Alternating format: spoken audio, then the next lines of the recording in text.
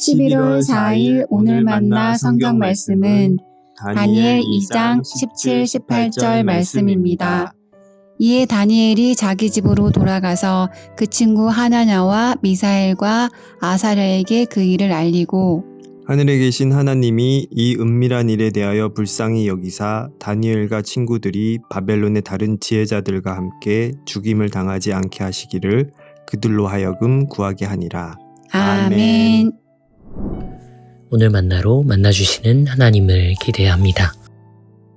재위 2년 만에 찾아온 실존적 위기 앞에 느부갓네살은 무력함을 느낍니다.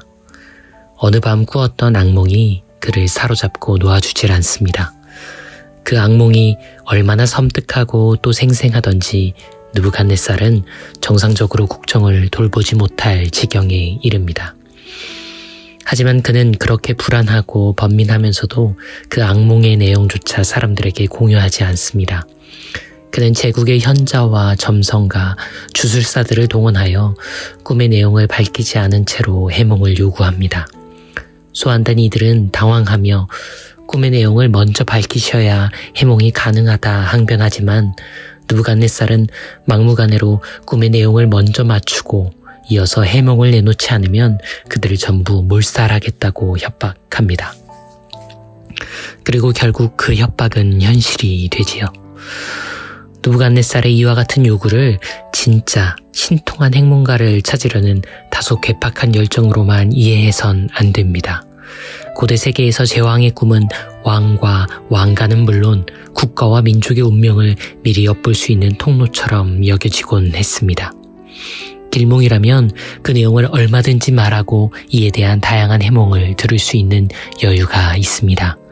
하지만 악몽의 경우는 완전히 다른 이야기였습니다. 자칫하면 꿈의 내용이 회자되는 것 자체가 정적이나 반역의 세력들에게 명분을 제공할 수가 있었습니다.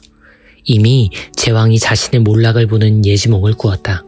바빌로니아의 신들이 느부갓네살을 버렸다라고 외치며 쿠데타나 반란이 일어날 가능성을 느부갓네살은 염두하고 있었을 겁니다. 힘과 권력을 그 누구보다 잘 알고 있는 느부갓네살이었기에 그는 자신의 악몽이 자기 실현적 예언이 될 위험성을 결코 얕게 보지 않았습니다. 악몽의 내용을 밝히지 않았던 것이지만 동시에 악몽의 내용을 밝힐 수조차 없었던 그의 곤란함을 우리는 행간에서 읽을 수 있습니다. 결국 그 누구도 느부갓네살의 꿈을 맞출 수도 해몽할 수도 없었기에 바빌로니아의 현자와 점성가, 주술사들은 절멸의 운명 앞에 서게 됩니다. 그 명령을 집행할 예정이었던 바빌로니아 왕궁 취니대장인 아리옥에게 다니엘이 찾아옵니다. 자초지종을 전해 들은 다니엘은 느부갓네살을 아련하여 본인이 바빌로니아의 그 누구도 이행할 수 없었던 바로 그 요구, 감춰진 꿈의 내용을 정확히 맞추고 이를 해몽해볼 터이니 시간을 주십사 간청합니다. 느부갓네살은 이를 윤허하지요. 다니엘은 돌아와 곧장 친구들을 만납니다. 유다에서 함께 끌려온 3명의 벗, 하나냐와 미사엘, 아사랴에게 전후 상황을 공유한 뒤에 요청합니다. 이제 저와 여러분 모두가 바빌로니아의 모든 현인, 점성과 주술가와 한 운명이 되었습니다. 하나님께서 우리를 긍휼히 여기시어 이 감추어진 비밀을 알게 하시길 더불어 간구해 주세요. 그리고 바로 그날 밤 하나님은 다니엘을 통해 그 감춰진 모든 것들을 밝혀주십니다. 함석헌 선생님의 그대 그런 사람을 가졌는가 제목의 유명한 시가 있습니다. 시인은 묻습니다. 가족을 기꺼이 맡길 수 있는 사람, 홀로일 때 마음을 헤아려주는 사람, 상대방이 살아남기를 더 원하게 되는 사람, 죽기 전에 만날 수 있어서 행복했다 말할 수 있는 사람, 삶의 유혹 앞에서 나를 깨우쳐줄 사람, 그런 사람을 그대의 인생은 가졌는가.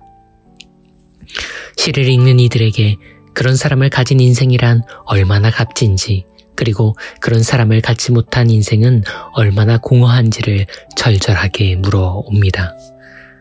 다니엘서가 묘사하는 느부갓네살은 그런 사람을 도무지 갖지 못한 이의 전형이었습니다. 겉보기엔 시대와 세상을 평정한 인물인 듯하나 자신이 꾼 꿈조차 마음 놓고 털어놓을 수 없는 철저하게 고립된 인생이 느부갓네살이었습니다.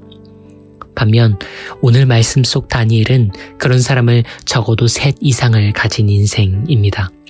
제국의 황제처럼 모든 것을 가진 것은 아니었지만 생사가 오가는 중요한 상황 앞에서 함께 이야기하고 이를 위해 마음과 삶을 포기해 줄 이들, 기꺼이 그 모든 운명의 목격자가 아닌 동번자가 될 수 있는 사람이 적어도 그에겐 3명이 있었습니다.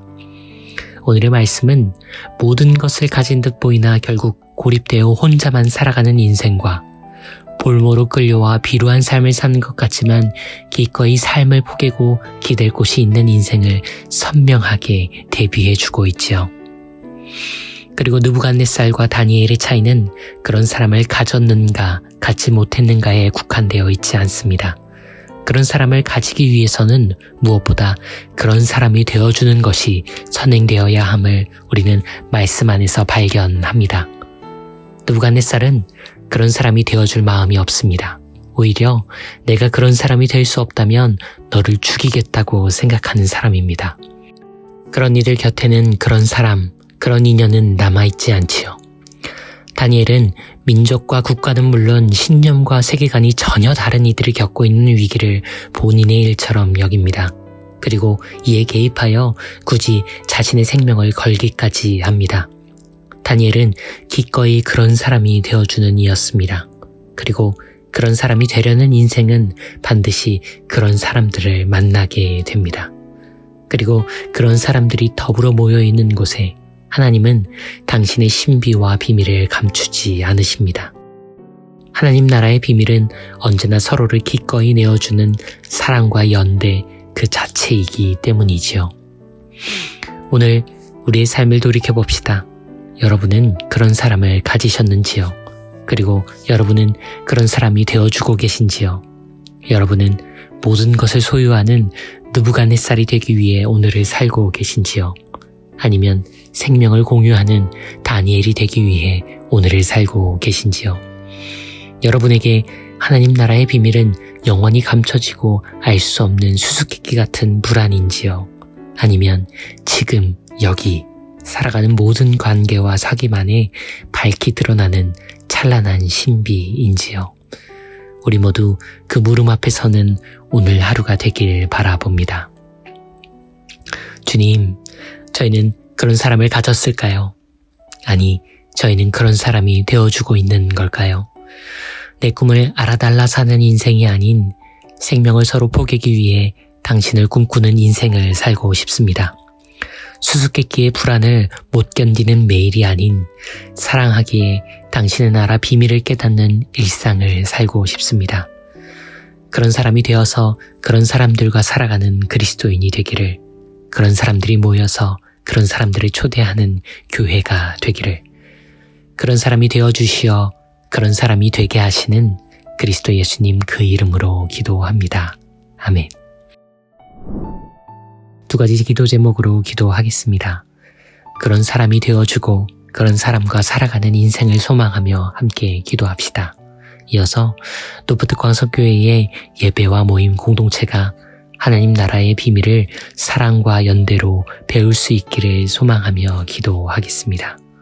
이 기도 제목들 이후에 개인 기도로 경건을 이어갑니다.